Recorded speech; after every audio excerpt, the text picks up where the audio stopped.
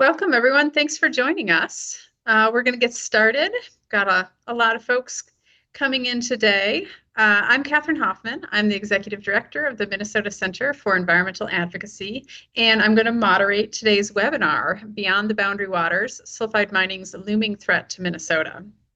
This conversation today is presented jointly by the Mille Lacs Band of Ojibwe-led initiative, Water Over Nickel, Friends of the Mississippi River, and MCEA. Our collective work to protect Minnesota's waters from the risks posed by sulfide mining depends on supporters like you, and we do need to sustain a long-term fight, as you'll hear today. MCA and Friends of the Mississippi River are both 501c3 nonprofit organizations that rely on donations to operate. If you haven't given to both organizations, please do. Your support is very important to us. You can also support Water Over Nickel's work by signing up for their latest updates, which include how to take action on the issue that we're going to be talking about today. And all of those links will be in the chat.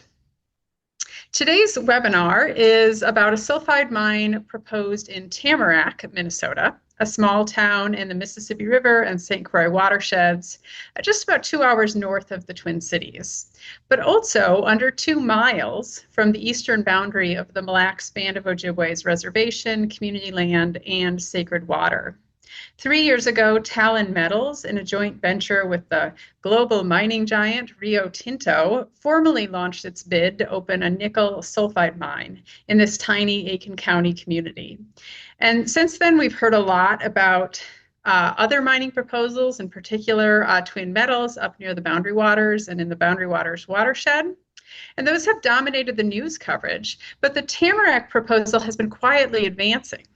And now it's at the threshold of an important moment in the state's environmental review process, where for the first time, the public has the opportunity to weigh in on the proposal and potentially influence its outcome. Because many of you who are here today know that sulfide mining is one of the most toxic industries in the world. It can cause acid mine drainage in nearby waters for centuries and put downstream communities at risk. And we need strong public engagement in this next phase to ensure that our waters and our communities, especially the Mille Lacs Band of Ojibwe, are protected. So we hope you leave today with a strong sense of what this proposal is and what's at stake, and also what you can do about it. All of MCA's webinars are recorded and available to watch online on our YouTube page and also on our website. So if you miss one or you want to share the webinar today with someone who couldn't make it, you can always find them in those places and watch them and share them as you wish. All right, here's what we have planned for today. First, we're going to give you an overview of what and where this mining proposal is, as well as what the environmental concerns are. We will have a primer on the risks posed by sulfide mining generally, what to expect as this particular proposal moves through environmental review. A deeper understanding of the Mississippi River watershed, including what makes it significant in Minnesota ecologically and some of the threats that it's facing. And finally, a clear path for everyone here today to take powerful action to protect Minnesota's waters and communities. All right, I'm excited by our guests today. Most of you probably know me, but I'm Katherine Hoffman. I started at MCA in 2010 as a lawyer fighting polymet / New Range copper sulfide mining proposal up near Lake Superior. I'm proud to say that more than 15 years later, we are still holding that reckless proposal at bay. Also with me today is Kelly Applegate from the Water Over Nickel Initiative. He is the Commissioner of Natural Resources for the Mille Lacs Band of Ojibwe. He has spent more than 2 decades leading environmental and conservation efforts for the band, and he was also a driving force behind the creation of Water Over Nickel, a band-led initiative aimed at protecting Minnesota's clean water, communities, and natural resources from the risks posed by sulfide mining.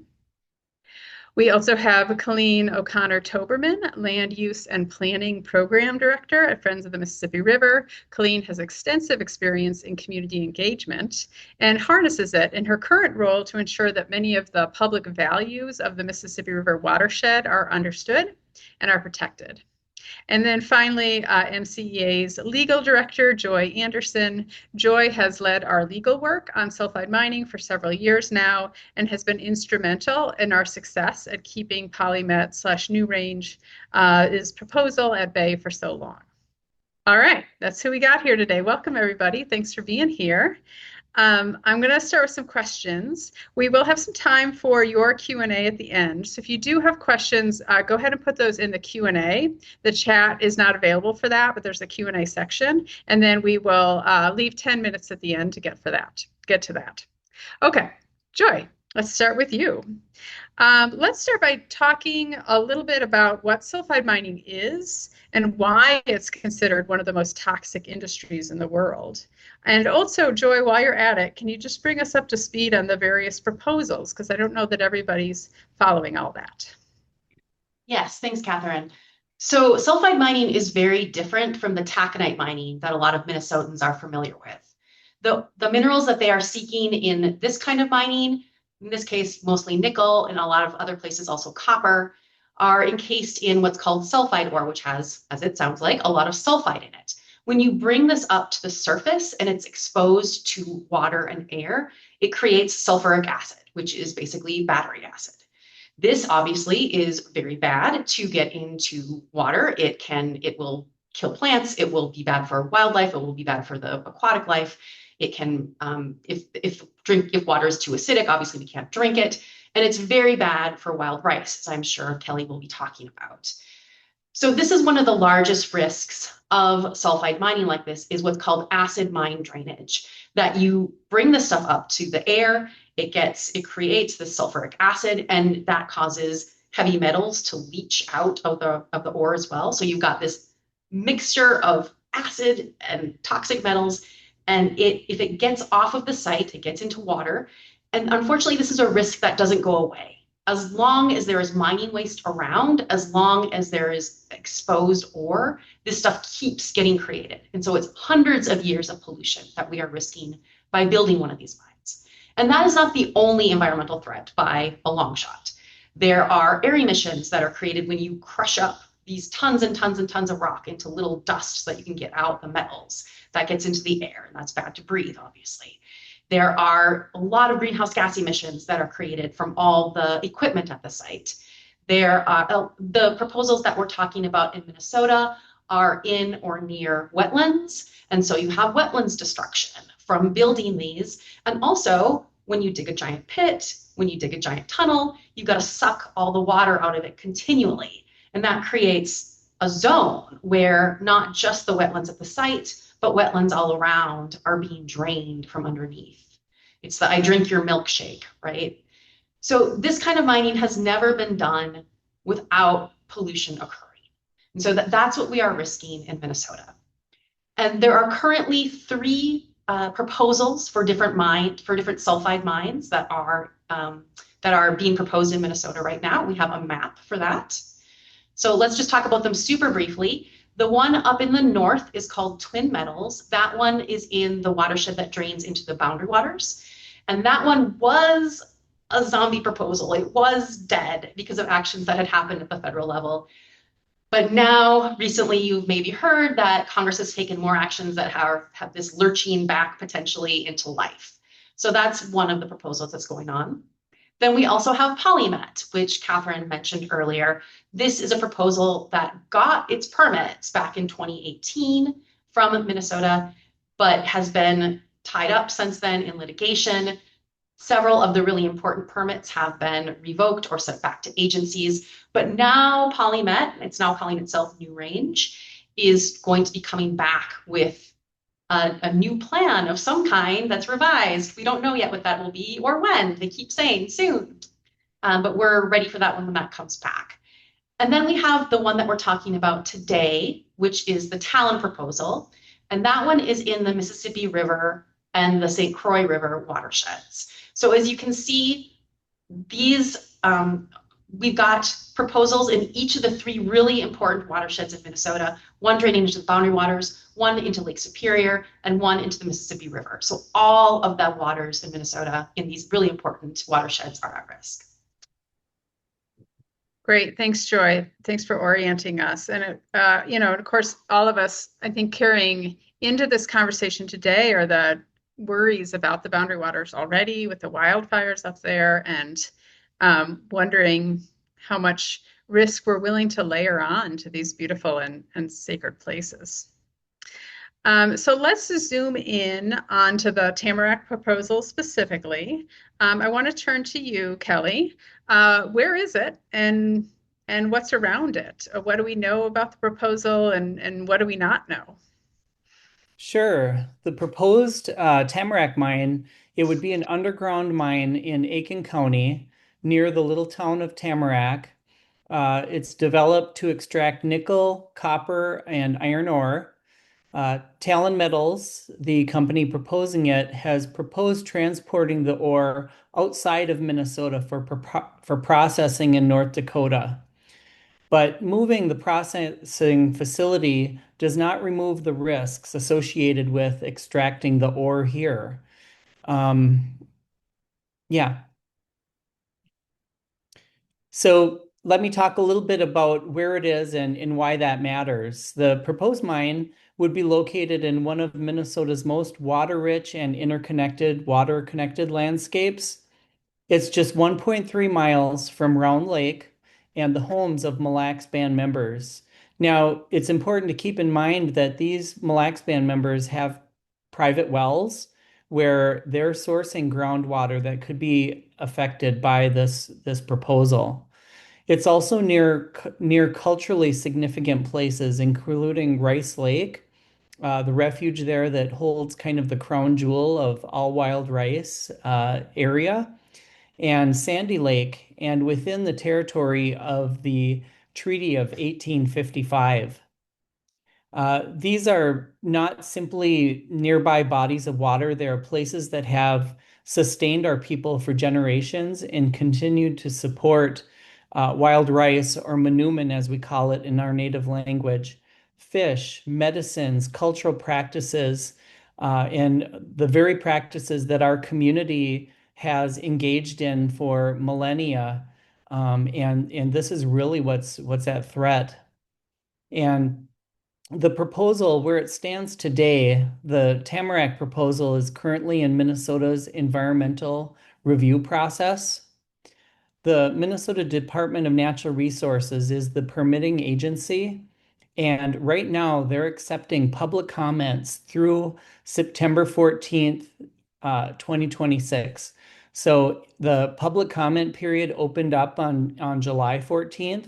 So this public comment period is really critical for people to get engaged and join in to be involved in that process. This is not a final decision on whether the mine will proceed. It's an important opportunity to identify the impacts, alternatives, safeguards that must be studied before those kinds of decisions are made. So, folks that are tuning in should kind of be prepared for more to come before the mine is actually approved. But all of these steps along the way and getting involved are critical and crucial to those final decisions. This would be Minnesota's first nickel mine.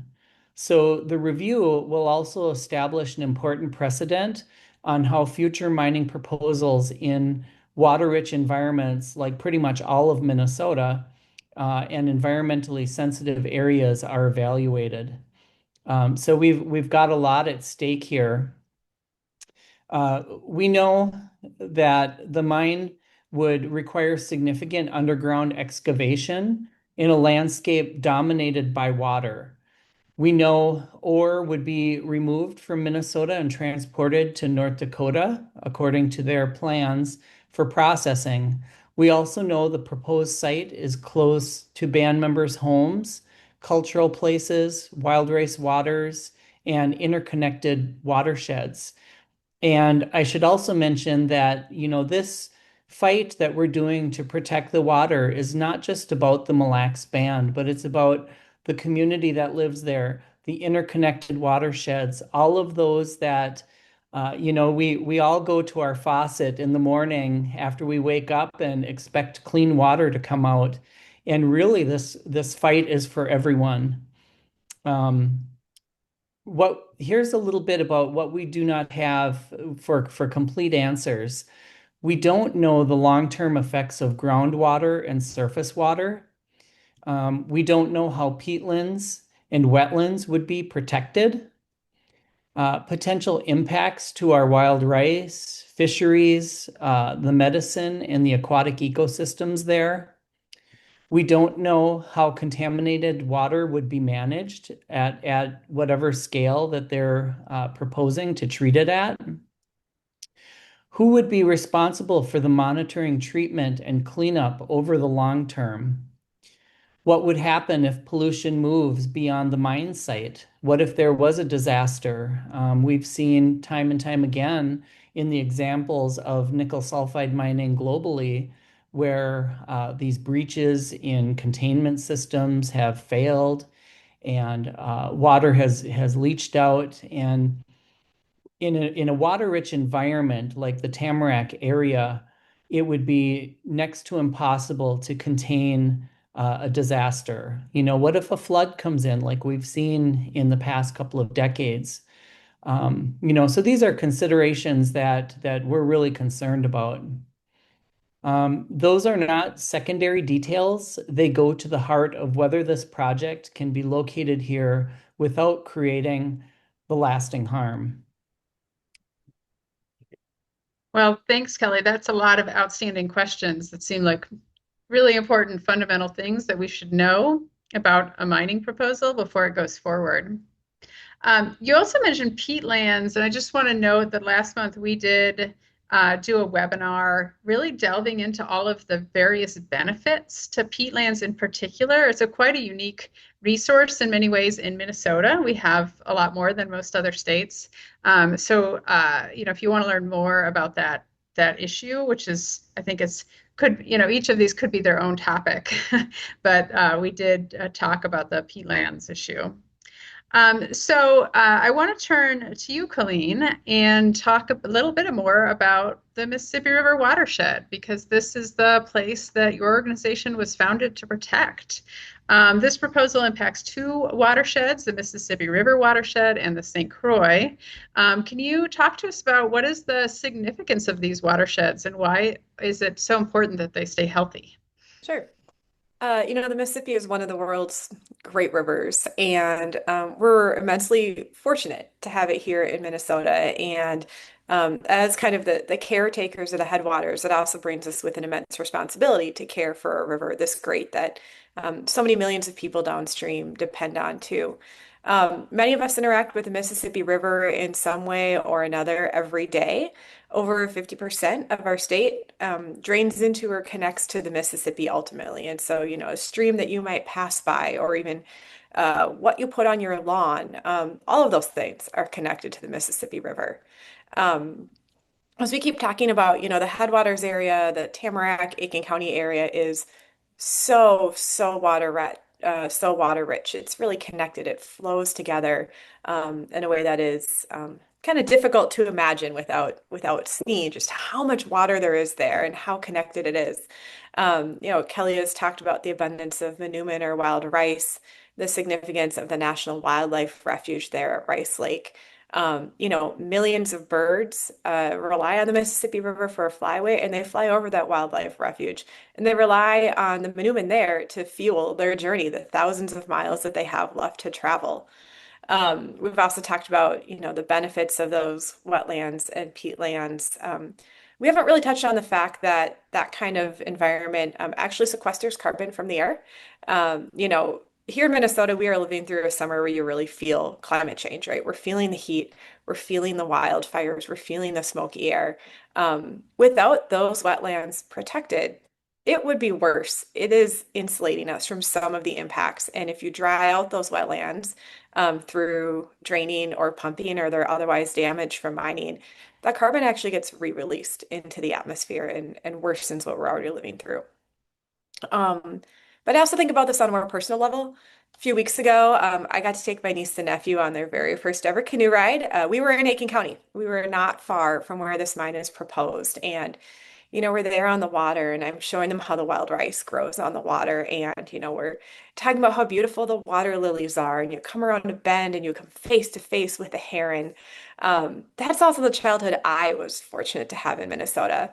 And that feels like something that we should all have the right to have. It's something I want my niece and nephew to be able to share with the next generation, but that depends on that water still being cleaned for them and for the children that come after them. And that's water that comes together and flows downstream. Millions of people drink from it. If we're going to care for our neighbors and care for our communities, that really requires us to care for the Mississippi River. Well, thanks. And I mean, what a lovely experience to have uh, canoeing on the river.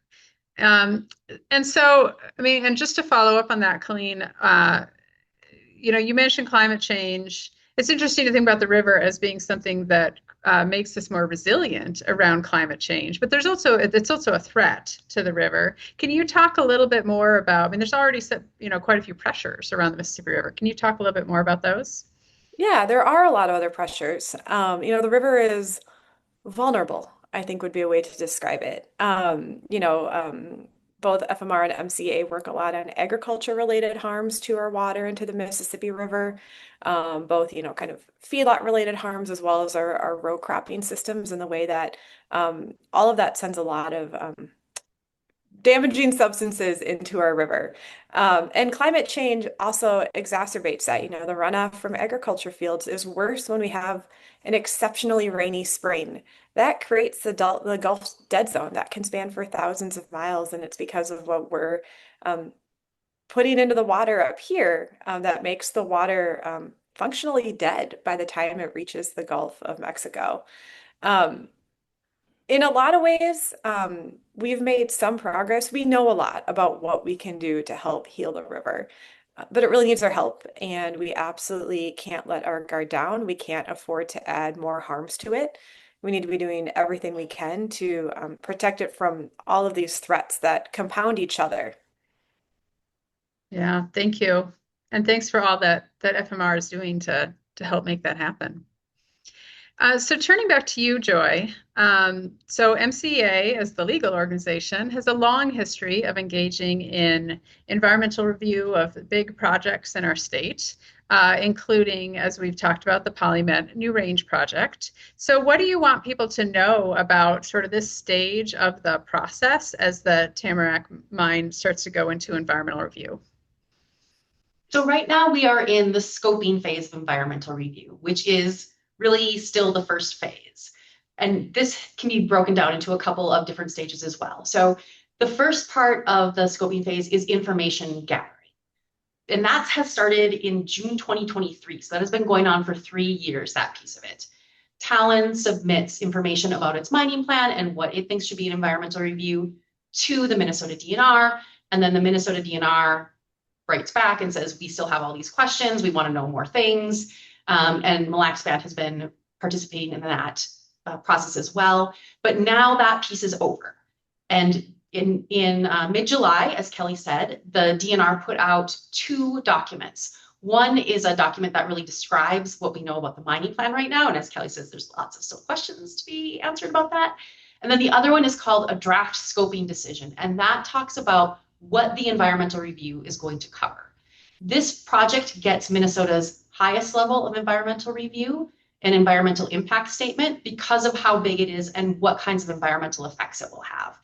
But it's really important to get the scope right, because this document covers everything that's going to be included in the environmental review. And if it's not in that scoping document, it doesn't get studied, even if later we figure out, oh, this was a really big problem and we should have thought about that. Too bad, it's not in the scope, doesn't get covered.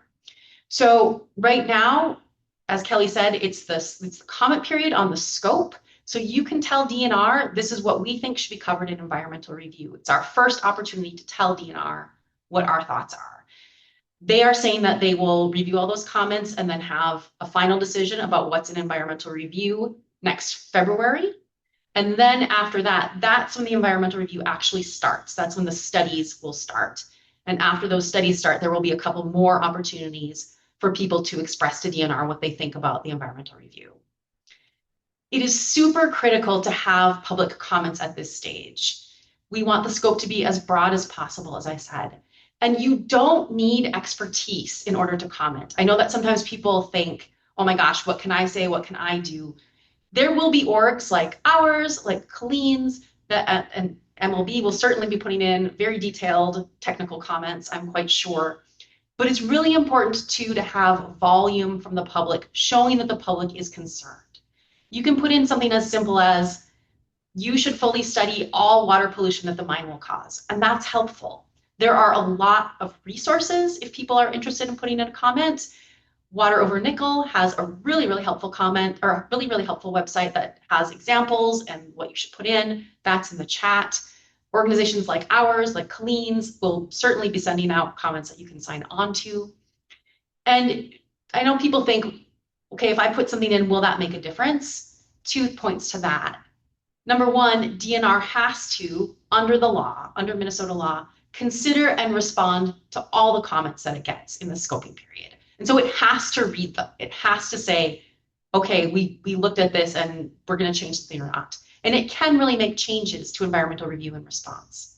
The other point is that, okay, DNR that we're sending these comments to, they're not elected officials, right? But their bosses are. The governor has the authority over DNR. It's his agency, or her agency, maybe potentially in the future. And so it's really important to show elected officials that people care about this, people are watching this, people want a full environmental review that covers all the issues, that we know what we're getting into before any decisions are made. The logistics of it, there is a comment period that closes September 14th, and you can submit a comment in 3 ways.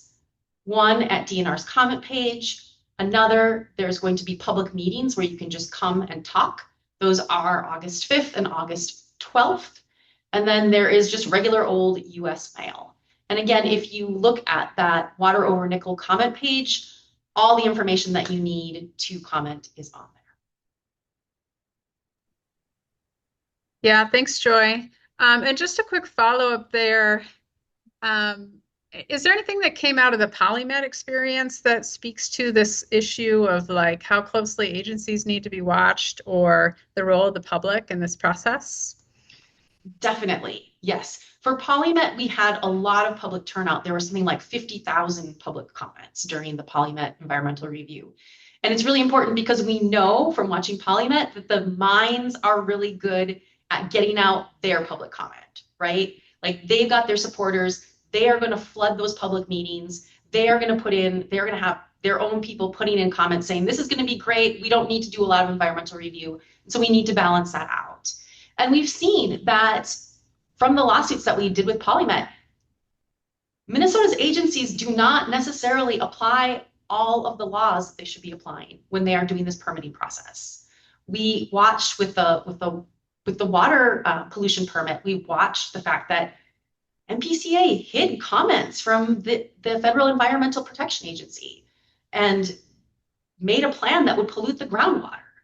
We saw with the wetlands destruction permit that they were going to permit wetlands destruction that would have affected the Fond du Lac band's water quality downstream.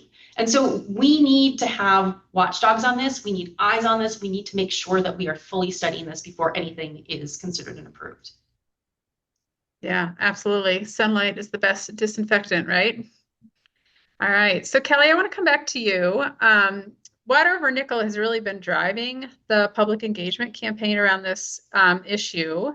I do want to, I want to hear more about how people can engage in that. But I do have another question too, also, which is, what is the role of the band in this process? Because as a sovereign nation, it does have, as I understand it, a particular standing and role that the state needs to afford it. Yeah, so that's a great question. And as a tribal government, we have an established trust responsibility with the federal government. So they are the trustee, and the band is the trust beneficiary. And that's also on a state level too. There's mandated consultations that were put through through orders, both on the state and federal level, that require that government to government equal consultation um, ability there. And that's guaranteed to us. So when we have an issue that is as important as this, there's law that dictates, if we reach out, they have to respond and communicate with us about the issue and try to come to some type of resolution on it. That proves very useful in a fight like this because we can talk about, our very legitimate concerns about sulfide mining and the risk that it poses to our people, our culture. In the Mille Lacs Band, we just want to be who we've always been. We didn't ask for a nickel sulfide mine to come in our backyard and threaten all of our resources. In fact, this is a very um, expensive and time-consuming fight to do, but we feel it's the right thing. We feel it's the right thing to stand up and protect all of our resources. And like I said, it's not just for the Mille Lacs Band, but it's for everybody. Our future depends upon clean water. In our culture, we look to pass this world down 7 generations ahead, so our children's grandchildren can enjoy clean water, can go out and pick manoomin like we're doing now. So handing that world down in a better way is our goal here, and that's really the heart of why we're doing this um, and all of that. Yeah, thank you. Now Mhm. we have a link in the chat to the Water Over Nickel website, which has a lot of really great resources. Is that what you recommend people use when they to put in their comment? Will that walk people through the process, Kelly? Yes, your one-stop shop is to go to waterovernickel.com. There's all, like others have mentioned, there's a plethora of resources on there to how to do it, what your avenues are.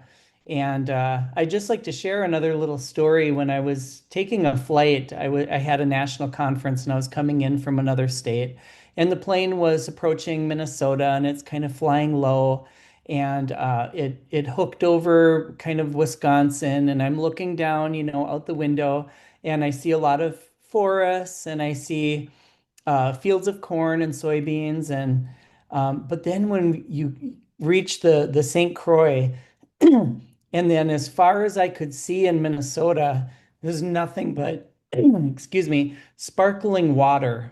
You could just see into the west and to the north. Our state is truly blessed with just a wealth of fresh water. And it was really amazing to see that. And it kind of reminded me, like, yeah, we're doing the right thing here. We're protecting this for our future. So yeah, just wanted to share that. Oh, that's beautiful. And it does feel like we're taking that a little bit for granted as a state in some ways at this moment. So just to be reminded of how special it is, it's really wonderful. So we do know from experience that these proposals for sulfide mining, they take years, sometimes decades, in terms of the process. These are long and hard fights. And so for all the panelists, what else do you want people here to know about what's ahead and how to be part of it? Maybe I'll start with you, Kelly, since you're right there and off mute. Yeah, yeah. I think it's a fight that we're all in together. And I shared a little bit about kind of our cultural beliefs about handing this world down to our future generations. And I welcome everyone, to think that way. And I think most of everyone on tuning into the webinar also feels that way. And this public comment period, it's the first step for us to really make an impact and let the Minnesota DNR know that we're serious about protecting our water resources here. And, for a mining company to come in it's questionable whether they really care about our future and our resources here, but certainly they care about the money that they're going to be taking away from our precious state in terms of our resources and whatnot. So that's what I'll share.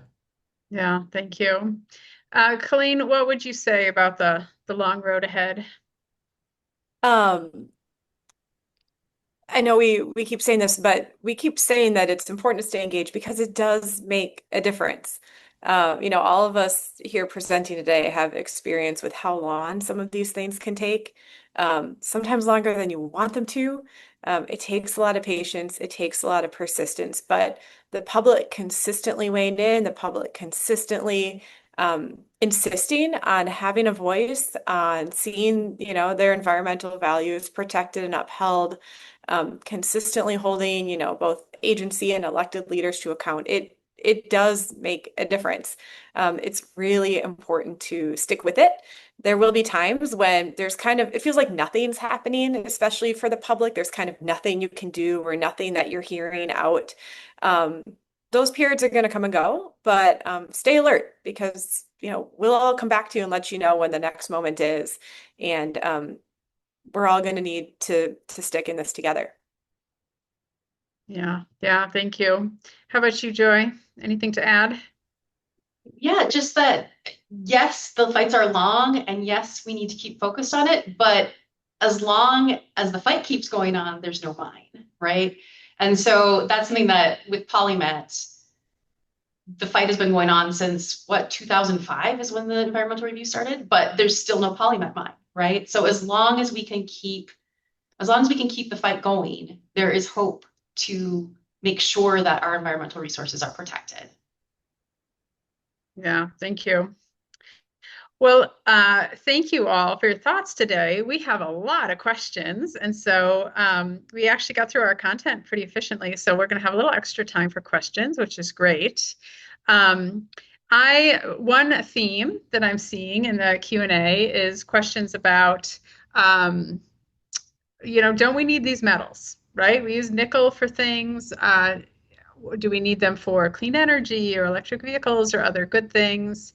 And, if so, are there alternatives to mining? I wonder if should I start with you, Kelly, on that one? Yeah, sure. So the supposed need for these critical, I'll use air quotes, critical minerals. I mean, have we done a good job of utilizing what's already mined out? Um, we're a throwaway society, sadly, that we filled our landfills with completely refined metals that we could mine those landfills and get some of this demand met with that. Um, Also, there's advancing technologies that are moving away from the need for nickel itself.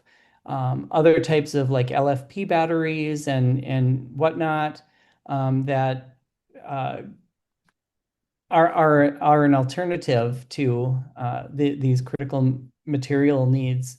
So I think of that, and sure, we all want to move away from the fossil fuels and the putting CO2 in our environment, but let's do it the smartest way and not end up trading one form of pollution for another. And that's exactly what's presented, in our case here. We're risking polluting one environment just to solve another environmental problem. Yeah, it really well said. Now, at some point, it was advertised that this particular mine had a relationship with Tesla. Do we know the status of that? We don't know the status of that. In fact, their plan was by 2026 the mine would be operational. Um, that's not happened. We're still many years off from that coming, if that is going to happen, coming into play. We don't know any updates on whether the contract has been discussed or renewed. And this exact proposal with Talon and the Tamarack Mine, there's also federal interest in it for Department of Defense. and whatnot. So it's been very kind of complicated, convoluted, but at the end of the day, the mining company, of course, is going to use anything, right, to justify the means to get the resources out of the ground. And in fact, we are seeing some of the mining companies shift their marketing language from the emphasis on clean energy and electric vehicles to talking more about how we need it for national security and for AI, which is a more probably, in their estimation, politically salient argument for why we need to mine. But either way, their primary goal remains the same, which is that they want to mine. Joy, MCA has done some work on this. Is there anything else that you would add in this respect? Yeah, I mean, I was going to say what you just said, right? They dropped the greenwashing language as soon as they thought it was no longer an asset to them, right? Yeah, Um, roughly election time, yeah, more or it's less. just funny how that Yeah, happens. Yeah. yeah, And there is no guarantee that any of the metals that come out of this mine would be used for anything related to green energy. This would be probably sent to China to be eventually processed further, and it would be put onto the open market. Nickel is used for a lot of things, not just EV batteries. And yeah, as Kelly said, that contract was contingent on them starting production in 2026. Like maybe they reviewed it or something, but Talon hasn't talked about that. And by its own terms, that contract is gone. So I don't think that we can depend on these minerals being used for any clean energy transition anyway, even if they were needed for that. And as Kelly said, there are a lot of different things that we can do before mining pristine areas for new metals. yeah, absolutely. And MCA has worked on some legislation around that. For example, legislation to recapture more e-waste is something we've been working on for a couple more years. We really, as a society, are privileging mining as a way to get metals right now and not other particular strategies. There's also a fair number of questions in here about the processing strategy that Talon might use, and I think there's a lot of questions on this. I don't know who wants to jump in here, but there's questions about what are the risks associated with the North Dakota plant, as well as, there's some talk of possibly moving the ore over to Michigan. Like, what do we know or not know here? Looks Yeah, like Kelly. Yeah, go yeah, ahead. sure. I could jump in on that. This is a concern for us because uh, proposing to now transport for hundreds of miles in a seemingly sealed rail containers. I understand it's like a big plastic lid that's over a metal car. We've seen instances where there's been high-speed derailments. And what happens, knowing our water-rich environment here in Minnesota, and in the North Dakota proposal, they're talking about creating a rail hub that would come up to their facility and then be loaded up and then go to the railway and then off it goes to the west. The whole area that it's traveling along are wetlands, all throughout that. And what happens if there's a derailment?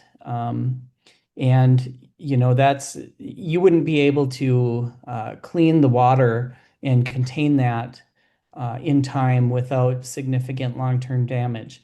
Now, part of their what they're proposing here, and we're wondering the details on this, is Talon Metals bought the Eagle Mine over in Michigan. And with the Eagle Mine comes this mill plant, what they call the Humboldt Mill. And now there's talk about, will it be an option for them? They call it optionality in the mining world, I guess, for this ore to be transported through Wisconsin, kind of over to the eastern side of Wisconsin, and then up the shore there, up into Michigan as an alternate route. So we're not really clear on if the facility in North Dakota is a go, or if they're going to be using the Humboldt mill in the meantime, since it's done, it's ready, it's already been processing materials. So it's a big question. It's a question that we have on what their ultimate plan is, and I think that'll be um, ironed out in their subsequent submittals to the Minnesota DNR through the permitting process. But the concern is huge, right? I mean, now you've got all of this sulfide bearing ore going across a very water-rich landscape in both directions. So. Yeah, yeah, thank you. Oh, Joy, do you want to jump in? Yeah, just a couple of things to add. I agree with all that Kelly said, but one thing that's really important to note is that they're proposing half a mine plan. They are proposing a plan under which they dig this stuff up and get it out and ship it off somewhere. We don't know where. We don't even know which state it's going to. We don't know what they're going to do with it there. They're not even sure how they're going to ship it. In the draft scoping decision that they're talking about, if they ship it off to Michigan, it might be by rail or it might be by ship. They might ship it over Lake Superior in a ship. So the fact that this is only half a mining plan makes it really kind of crazy to be going through the environmental review for just the half where you dig the stuff out of the ground and then you don't have a plan for what you're going to do with it. And that makes this one a lot different than the other mining plans that we're seeing. Yeah, yeah, thank you. I think there's a lot of questions that still remain in the back end of this proposal. I think this is a question for Colleen. There's some questions about the state of the St. Croix River right now and kind of what we know about pollutants in the area. So there's questions noting that, there are already some waters on the impaired waters list here, and wondering, do we have kind of baseline information about like some pollutants that mining might make worse? Like, what do we know about the health of the watershed, in particular the St. Croix? It's a good question. And, the St. Croix watershed is connected to the Mississippi watershed, right? And then eventually one flows into the other. Our rivers face a lot of similar challenges. I'll admit to having a little bit less expertise on the St. Croix River than on the main stem of the Mississippi. But, one thing that us panelists were reflecting on when we prepared this webinar is that our standards aren't as protective as we'd like to think they are sometimes in Minnesota. We think ourselves as having this beautiful environment and, wonderful protective environmental laws. And the truth is that a lot of those standards, a lot of the measurements we use for things like water quality, a lot of ways that we regulate kind of how much harm would you allow to a waterway are outdated. They were not designed for sulfide mining. They were not designed for this kind of activity. And I don't know that we should rely on things like current water quality indicators or current limits to be protective of our water. Joy, maybe is there anything else you would want to add to that? Yeah, I think that covers it. But yes, I mean, this isn't related to the mine, but I do a ton of work with nitrate also in my other work. And like the water quality standard for that is 10 milligrams per liter right now. And there's a whole bunch of documentation, there's a whole bunch of new studies that show if you are drinking water with 3 milligrams of nitrates in it, you are at risk for a bunch of different kinds of cancers and other kinds of health problems. And so the health limits in some places are not up to date, and our mining regulations are not up to date. The industry keeps talking about our mining standards and keeps saying like they're the best standards in the world at the same time as they're trying to weaken them. So, but they are not the best standards in the world. They were our non-ferrous mining standards, the standards that will apply here, are based on a study that is 50 years old, and the mining rules were passed in 1993. So they have been in place a long time, and we've learned a lot since then about how mines like this operate and what the risks are.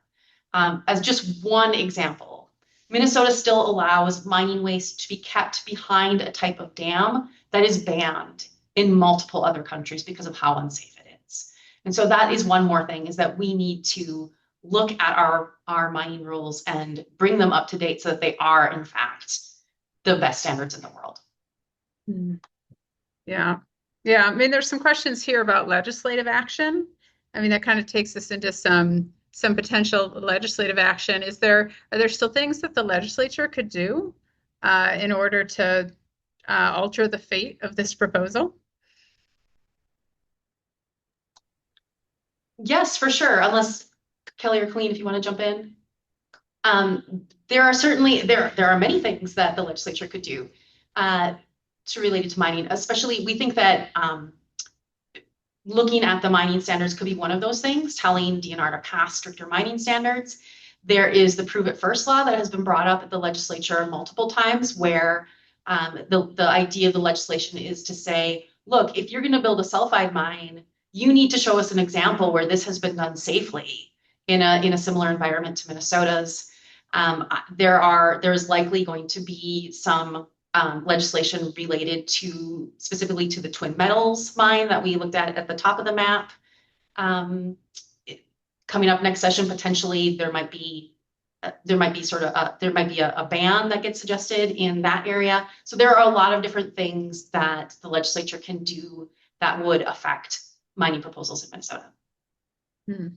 Yeah, yeah. So this is going to be a big session. It feels like pretty important opportunity to maybe get some good stuff done. Yeah. Yes. Something that's coming up a lot, not surprisingly, is the changing, to put it politely, the changing role of our federal government around environmental issues. As we know, this administration is intent on rolling back federal standards that are protective of the environment. And it's been a pretty dangerous pairing with our Supreme Court, who also, particularly around water, has been rolling back regulations as well. We think of like the Sackett decision that has shrunk protections for wetlands under the Clean Water Act. And I guess I'm wondering, maybe this is a Kelly question.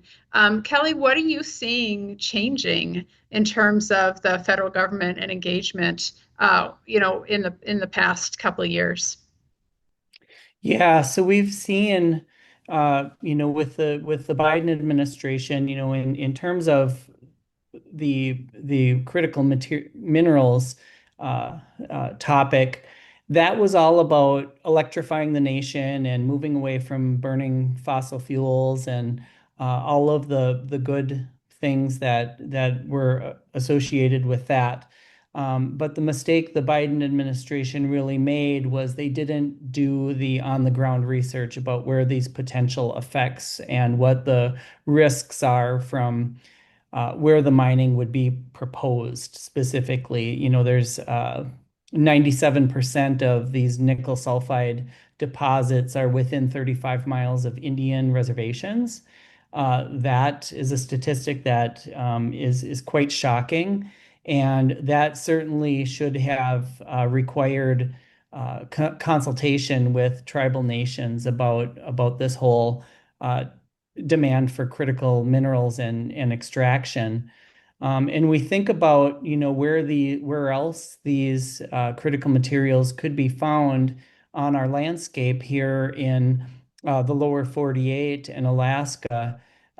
There's most likely drier areas that might be safer to do this type of activity and not such a water-rich environment like what they're proposing here, especially at Tamarack.